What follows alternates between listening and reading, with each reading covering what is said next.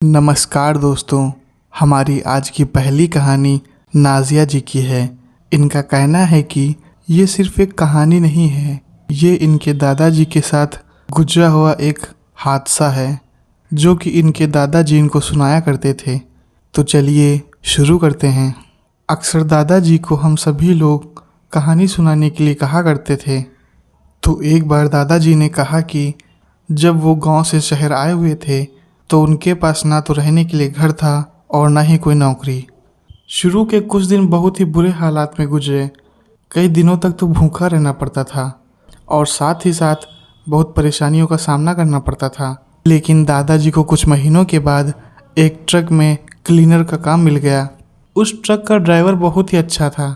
दादाजी को काम के साथ साथ एक वक्त का खाना भी खिलाता था और दादाजी ने बहुत मेहनत की। कुछ सालों के बाद एक छोटा सा रूम खरीद लिया और धीरे धीरे दादाजी भी ट्रक चलाना सीख गए और दादाजी का ट्रक दूर दूर लोडिंग के लिए जाया करता था, जिसमें पूरा हफ्ता लग जाया करता था। एक बार दादाजी को वापस आते आते बहुत ही देर हो गई थी।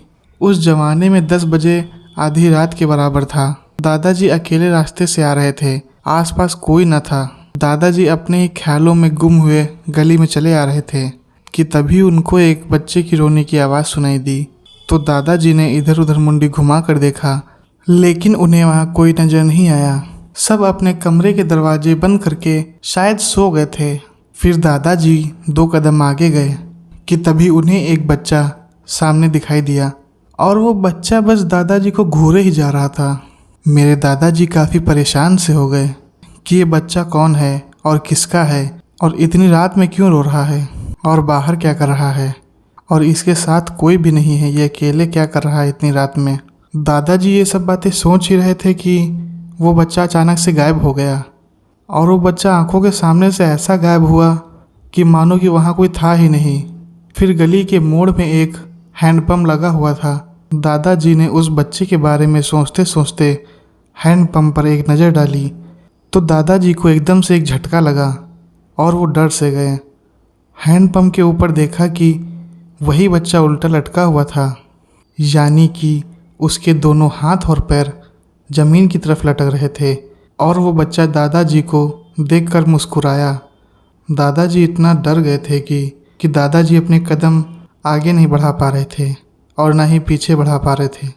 फिर दादाजी कैसे न कैसे करके घर तक पहुँचे और जाते ही ज़ोर से दरवाज़ा बंद कर लिया और लंबी लंबी सांसें लेने लगे। थोड़ा संभलने के बाद दादाजी ने पानी पिया और अपने बिस्तर पर लेट गए और दादाजी को रात भर नींद नहीं आई। वो बहुत परेशान से हो गए थे। अचानक दादाजी को ऐसा लगा कि कोई छत पर पत्थर फेंक रहा है। दादाजी यह सोचने लगे कि इस वक्त पत्थर कौन फेंक सकता है, और वो भी छत पर। दादाजी ने जीने के पास जाकर जब देखा तो वो बच्चा वहीं पर खड़ा था। उस बच्चे को दोबारा देखकर दादाजी हक्के बक्के रह गए। फिर दादाजी दौड़कर नीचे आ गए और सारे खिड़की और दरवाजे बंद कर दिए। अब दादाजी को यकीन हो गया था कि ये कोई इंसान का बच्चा नहीं बल्कि कोई ऊपरी चक्कर है। छत पर से जो आवाज़ें आ रही थी वो अब और तेज़ी से आने लगी थी और अजीब अजीब तरह की आवाज़ आ रही थी। कभी लगता कि कोई छत पर दौड़ रहा है तो कभी लगता कि छत पर कोई बहुत ज़ोर ज़ोर से पत्थर मार रहा है। आवाज़ों को ऐसा बढ़ता देखकर दादाजी बहुत ज़्यादा डर गए थे, लेकिन दादाजी ने हिम्मत करके आवाज़ लगाई और ज़ोर ज़ोर से चिल्लाकर बोले, कौन हो तुम, क्या चाहते हो। दादाजी के इतना बोलते ही वो सारी आवाज़ें एकदम से बंद हो गई। फिर इसके बाद दादाजी ने सीधा जाकर कुरान पढ़ना शुरू कर दिया। कुरान पढ़ते पढ़ते उन्होंने ऐसा महसूस किया कि वो आवाज़ एकदम से रुक गई थी, या फिर यूँ कहिए कि धीरे धीरे कम होते होते वो एकदम से बंद हो गई। सब कुछ पहले जैसा ठीक हो गया था और दादाजी में अब थोड़ी बहुत हिम्मत भी आ गई थी। फिर दादाजी खिड़की की तरफ गए और चुपके से खिड़की का दरवाज़ा खोल कर देखा, लेकिन वो बच्चा अभी भी वहीं पर रुका था। इस बार वो बच्चा दादाजी को गुस्से से देख रहा था और देखते देखते वो बच्चा एकदम आग का गोला बन गया और गली की तरफ जाने लगा। दादाजी ये नज़ारा देख के इतना डर से गए थे कि उनको बहुत तेज़ी से बुखार चढ़ाया था और इसी वजह से वो 2-3 दिन तक काम पर नहीं जा सके।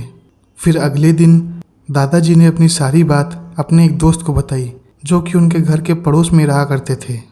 सारी बातें सुनने के बाद दादाजी के दोस्त ने दादाजी को बताया कि वो बच्चा अक्सर 12 बजे के बाद जो भी वहाँ पर उसे दिखता है या फिर जो भी उस गली से गुजरता है वो उसे दिखता है, वो सिर्फ उसी को दिखाई देता है।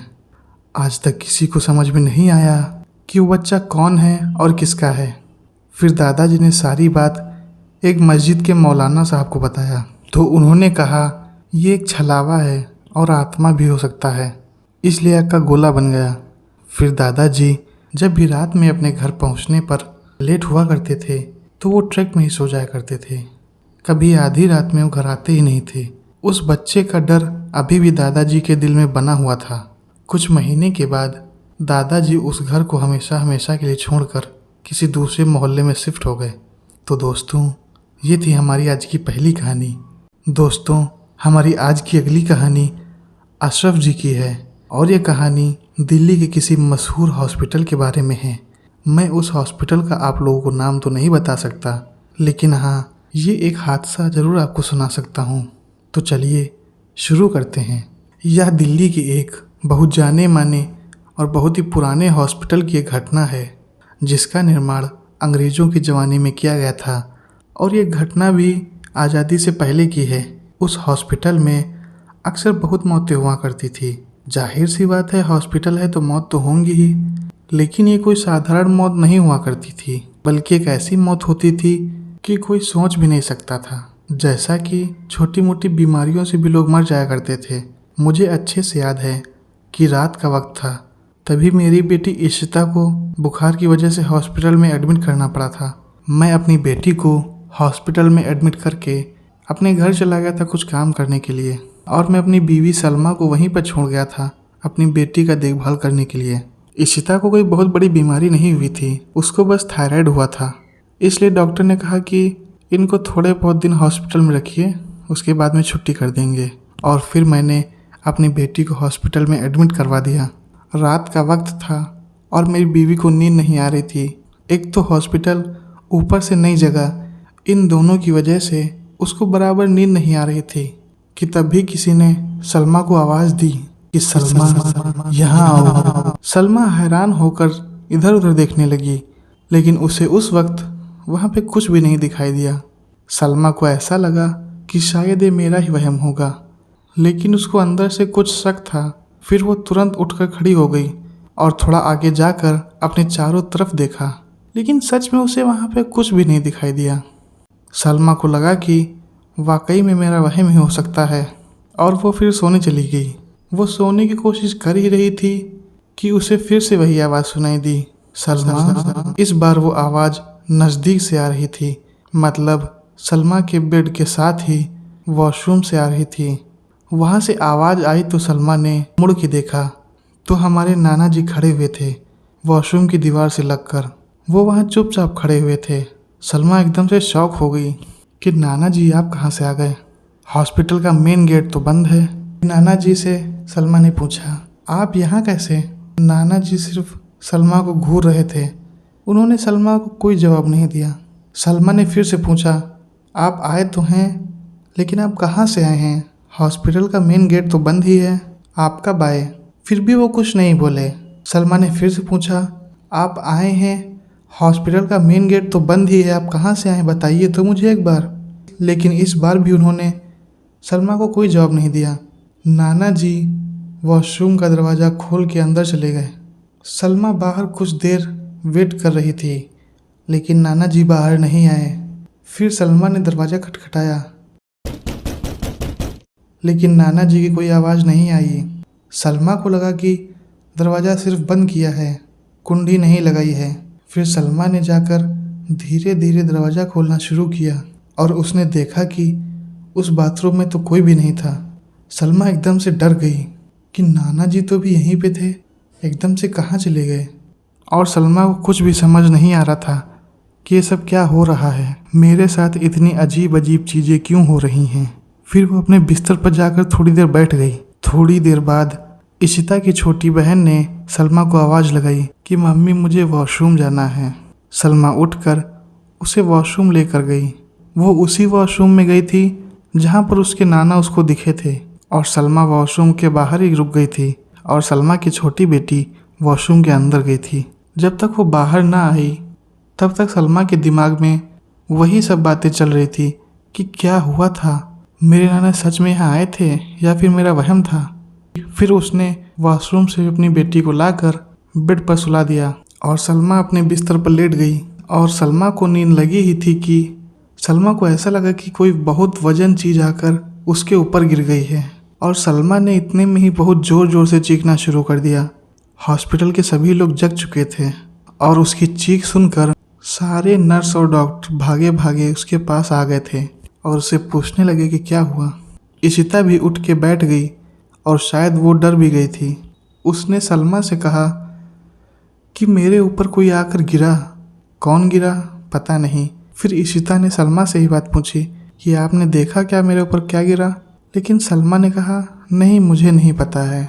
लेकिन वो चीज़ काफ़ी वजनदार थी। वहाँ आसपास सलमा को कुछ नहीं दिखाई दिया। सबने कहा कि कोई सपना देखा होगा, लेकिन सलमा के ऊपर सच में कोई ना कोई चीज़ गिरी थी क्योंकि सलमा उठ ही नहीं पा रही थी। वो बस सिर्फ चिल्लाए जा रही थी कि मेरी कमर अकड़ गई है। नर्स ने चेक किया तो सब कुछ ठीक ठाक था, लेकिन सलमा बेचारी दर्द के मारे रोई जा रही थी। वो बस यही बोल रही थी कि मेरी कमर, पता नहीं ऐसा लग रहा है कि किसी ने बहुत ज़ोर से जकड़ कर पकड़ लिया है या फिर वो जो भी चीज़ मेरे ऊपर गिरी थी उसी की वजह से मेरे कमर में दर्द आ गई है। उसे बहुत ही ज़्यादा दर्द हो रहा था। फिर नर्स ने और बाजू के बेड से दो औरतों ने सलमा को सहारा देकर उसका चेकअप किया और नर्स ने जब चेकअप किया तो सब कुछ ठीक ठाक था, लेकिन फिर भी सलमा बेचारी दर्द के मारे रो रही थी। समझ में नहीं आ रहा था कि सलमा को क्या हुआ है। जब एक्सरे रिपोर्ट आया तब पता चला कि सलमा की कमर की हड्डी टूट गई है। ये क्या हुआ और कैसे हुआ, किसी को कुछ भी समझ नहीं आ रहा था क्योंकि सलमा ना ही तो कहीं गिरी थी और ना ही तो उसको कोई चोट लगी थी, तो आखिर उसकी कमर की हड्डी कैसे टूट गई थी। सलमा को इशिता के साथ वाले बेड पर लिटा दिया गया था। अगली सुबह मैं और मेरे ससुर जी जब हॉस्पिटल गए तब सलमा ने सारी बात मुझको विस्तार पूर्वक बताई।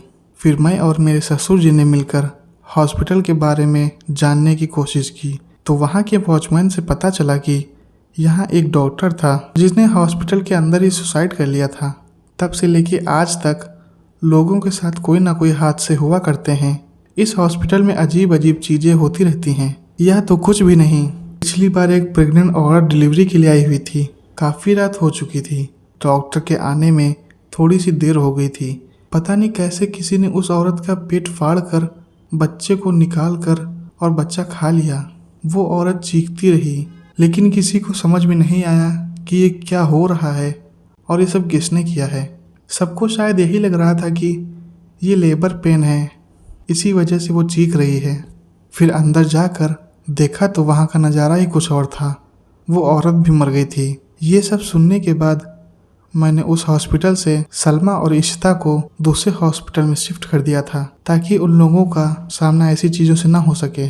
और सलमा के भाई को कहा तो वो एक मौलाना से ताबीज़ बनवाकर मुझे दे गया। फिर मैंने उस ताबीज़ को दोनों लोगों के गले में पहना दिया। मेरी बेटी तो ठीक हो गई थी, लेकिन सलमा को 2-3 महीने तक बेड पर ही पड़े रहना पड़ा। फरवरी का महीना था, 2009 का साल था और तारीख शायद 10 थी। रात का समय था। सलमा लगभग 11 बजे कुछ अजीब अजीब सी हरकतें करने लगी। शायद वो दर्द के मारे चिल्ला रही थी और वो रो भी रही थी। वो बहुत ही अजीब अजीब सी बातें कर रही थी। रोते रोते वो कह रही थी कि मेरे सर पर कोई बहुत तेज़ी से हथौड़ा मार रहा है। कभी बोलती कि किसी ने बहुत सारी सुइयों को चुभा कर मेरे पैरों से निकाल लिया है। कभी कमर को जोर से पकड़ती और रोने लगती। फिर मैं उसको हॉस्पिटल लेकर गया। वहाँ जाने के बाद डॉक्टर ने कहा सब कुछ नॉर्मल है, ऐसा कुछ नहीं है, आप इनको घर लेकर जा सकते हो। घर पहुँचते ही मैंने एक बार फिर से सलमा के भाई को कॉल किया और उससे कहा फ़ौरन उस मौलवी को लेकर आओ, और वो मौलाना लेकर आ गए। लेकिन तब तक काफ़ी देर हो चुकी थी। मेरी सलमा मुझे छोड़कर इस दुनिया से जा चुकी थी। मौलाना ने सलमा को देखकर कहा अगर ये जिंदा होती भी तो इनकी हालत बहुत ज़्यादा बुरी होती। वो बुरी बला इनको कभी नहीं छोड़ती। वो इनके अंदर घुसी ही इस मकसद से थी कि वो इनकी जान लेकर बाहर निकल सके। और इसीलिए इनको ऐसा लग रहा था कि किसी ने मेरी कमर को बहुत जोर से जकड़ के पकड़ रखा है। ये शायद उसी रात की बात थी जब इनको ऐसा लग रहा था कि बहुत भारी चीज मेरे ऊपर गिरी है, जिसकी वजह से इनकी कमर में बहुत ही ज्यादा दर्द हो रहा था। वो और कोई नहीं बल्कि वो बला इनके अंदर घुसी थी, मतलब वो आत्मा इनके अंदर घुसी थी। 2009 10 फरवरी रात के करीब 3 बजे मेरी सलमा की डेथ हो गई और उनकी बॉडी इतनी डरावनी लग रही थी कि अगर आज भी उनकी शक्ल याद कर लें तो डर लगने लग जाता है। तो दोस्तों, ये थी हमारी आज की 2 कहानी। अगली कहानी हमें करण जी ने भेजी है, तो चलिए शुरू करते हैं। यह कहानी करण जी को उनके मामा जी सुनाया करते थे। उन्होंने कहा कि जब मेरे मामा करीब 16-17 साल के थे तो वो खेत में काम करने के लिए जाया करते थे। मेरे मामा और उनका पूरा परिवार पहले से ही खेती पर निर्भर था। हमारे गांव से लगभग 1.5 किलोमीटर दूर एक नदी थी जो कि पूरी की पूरी जंगल से घिरी हुई थी और ऊंचा रास्ता भी था, और हमारे मामा का खेत वहीं पर था। जब भी मैं अपने मामा के गांव जाता था तो वहां पर घूमने के लिए ज़रूर जाया करता था। वो बहुत ही अच्छी जगह थी, वहां कोई भी नहीं आता जाता था, बस 1-2 लोग जो खेत में काम करने आते थे वही लोग वहाँ आते थे। लेकिन रात में वो बहुत ही डरावना सा जंगल लगता था और दूर दूर तक कोई भी इंसान नहीं दिखता था। हुआ एक बार ऐसा कि मेरे मामा एक बार खेत में पानी लगाने के लिए जा रहे थे। रात के करीब 12 या 1 बज रहे होंगे। वो रास्ते में पैदल जा रहे थे। रास्ते में एक छोटी सी नहर पड़ती थी जो कि नदी से निकलती थी। मामा उसी रास्ते पर होते हुए नदी की ओर जा रहे थे और वो अकेले में ही खेत में पानी लगाने का सामान लेकर चल पड़े थे। फिर जहाँ पर नहर थोड़ी बड़ी सी थी, मामा वहीं पर पहुँच गए और उधर ही नदी से पानी नहर में लगातार आते रहता था और उसकी आवाज़ भी आ रही थी। वहीं पर कच्चे रास्ते से उतरकर उनका खेत पड़ता था। तो जब वहाँ से उतरने के लिए उन्होंने अपने कदम को आगे बढ़ाया तो उन्होंने देखा कि रास्ते में आगे चलकर एक पेड़ है जो कि चांदनी रात में बहुत अजीब सा लग रहा था। और उस अरहर के पेड़ के नीचे एक काला कुत्ता खड़ा था। उस पेड़ के पास वो कुत्ता ऐसे खड़ा था कि मानो वहाँ पे कोई एक मूर्ति खड़ी हो। मामा उसे देखते ही रहे और अचानक ही वो कुत्ता छलांग मारकर रास्ते पर आ गया। फिर वो मामा देखने लगे। मामा ने देखा कि उसकी आंखें गहरे लाल रंग की हैं, एकदम खून जैसी। ऐसा लग रहा था कि मानो आंखों की जगह पे किसी ने 2 छोटे लाल बल्ब लगा दिए हों। मामा समझ गए कि वो एक आत्मा है। फिर वो कुत्ता मामा की तरफ धीरे धीरे आने लगा। मेरे मामा बहुत बहादुर थे, वो किसी से भी डरते नहीं थे और वहीं पर वो खड़े रहे और उसके आने का इंतजार करने लगे। वो कुत्ता जब थोड़ा ही पास आया तो मामा ने देखा कि वो कुत्ता कुछ ज़्यादा ही डरावना लग रहा था और मामा को देखकर वो पीछे की तरफ भागा। जैसे कि जब हम किसी कुत्ते को पत्थर मारते हैं वो तब भागता है, वो कुत्ता एकदम वैसे ही भागा। वो कुत्ता थोड़ी दूर जाकर वहीं पर खड़े होकर गुर्राने लगा। फिर मेरे मामा ने देखा कि वो कुत्ता धीरे धीरे बड़ा होने लगा। बढ़ते बढ़ते वो कुत्ते का आकार लगभग 7 फुट के करीब हो गया। उसके बाद वो कुत्ता पीछे नदी की तरफ भागने लगा और मेरे मामा ये देखकर दंग रह गए। इतने में ही वो कुत्ता नदी में कूद गया और उस नदी में से अपनी मुंडी निकालकर वो मामा को बहुत गुस्से से देख रहा था। मामा ने बताया कि उस कुत्ते के दांत नॉर्मल कुत्तों के मुकाबले बहुत ज़्यादा ही नुकीले और बड़े थे। मामा ये देखकर बहुत ज़्यादा डर गए थे। उन्हें लगा कि वो कहीं वहीं पर मर ना जाए, पर उन्होंने भगवान का नाम लेते हुए अपना काम निपटाया और वहाँ से घर चले गए। मेरे मामा को अब जब खेत कभी जाना होता था तो वो अकेले नहीं जाते थे, किसी न किसी को साथ लेकर ही जाते थे। और अगर किसी मजबूरी की वजह से उन्हें वहाँ अकेले जाना पड़ता था तो एक छोटी सी तलवार अपने हाथ में लेकर जाया करते थे। तो दोस्तों, ये थी करण के मामा के साथ एक सच्ची घटी घटना। दोस्तों, हमारी अगली कहानी हमें तारीफ भाई ने भेजी है, तो चलिए शुरू करते हैं। तारीफ भाई बताते हैं कि ये घटना मेरे पापा के साथ हुई थी और ये घटना मेरे पापा मुझे अक्सर बताया करते थे। पापा ने मुझे बताया था कि ये बात लगभग 1985 की है। उन्होंने बताया कि उस समय वो एक प्राइवेट बस चलाया करते थे। उनके साथ बस में एक और ड्राइवर भी रहा करता था। उस दिन मेरे पापा को बस लेकर एक गांव में जाना था। वहां से बारात को लेकर दूसरे गांव में जाना था। मेरे पापा तय गए समय पर 6 बजे बस लेकर उस गांव में पहुंच गए थे। मेरे पापा गांव में पहुंचे तो उस समय दूल्हे की तैयारी चल रही थी। बारात को निकलने में भी और भी टाइम लगने वाला था। 3 घंटे का इंतजार करने के बाद रात के करीब 9 बजे के बाद वहां से बारात निकली। जिस गांव में बारात जा रही थी वो लगभग 52 किलोमीटर दूर था और कच्चा रास्ता होने की वजह से बस को भी काफ़ी धीमा धीमा चलाना पड़ता था। इसी वजह से उस गांव तक पहुंचने में लगभग 12:30 से ज़्यादा का समय हो गया था। वहां पहुंचते ही सबसे पहले मेरे पापा और साथ में उस दूसरे ड्राइवर को खाना खिलाया गया और मेरे पापा बस को सड़क की दूसरी तरफ लगाकर सोने की तैयारी करने लगे थे। जब वो सोने की तैयारी कर रहे थे तब रात के तकरीबन 2 बज चुके थे। समय थोड़ा ज़्यादा हो गया था। तभी वहाँ पर उसी गांव का एक आदमी आया और उसने मेरे पापा को बताया कि जहाँ पर बस खड़ी है वहाँ पर कोई भी वाहन खड़ा करना मना है। लेकिन मेरे पापा ने तो मजबूरी में अपनी बस वहाँ को खड़ा कर दिया था जहाँ पर उस आदमी ने बताया था कि वहाँ पर बस खड़ी करके मेरे पापा और वो ड्राइवर दोनों उसी बस में सो गए। उन लोगों की नींद लगी ही थी कि 1 घंटे के बाद बस के बाहर से काफी शोर आने लगा। उस शोर की आवाज को सुनकर मेरे पापा की नींद खुल गई। पापा जिस सीट पर बैठे हुए थे उसके पास वाली सीट की खिड़कियों के बाहर जब उन्होंने देखा तो उन्हें वहां पर कुछ भी नजर नहीं आया। लेकिन बाहर से आ रही आवाजों से वो काफी ज्यादा परेशान हो गए थे। फिर मेरे पापा उठकर दूसरी सीट पर जाकर सो गए। कुछ देर बाद पापा को ऐसा लगा कि जिस सीट पर वो सो रहे हैं उनके पास वाली खिड़की से कोई उन्हें उनका नाम लेकर बस के बाहर आने के लिए बोल रहा है। पापा ने फिर से खिड़की के बाहर देखा तो इस बार भी उन्हें कोई नजर नहीं आया। तो पापा ने इसे अपना वहम मानकर नजरअंदाज कर दिया और वो सो गए। काफी थकान होने के कारण उन्हें नींद जल्दी आ गई।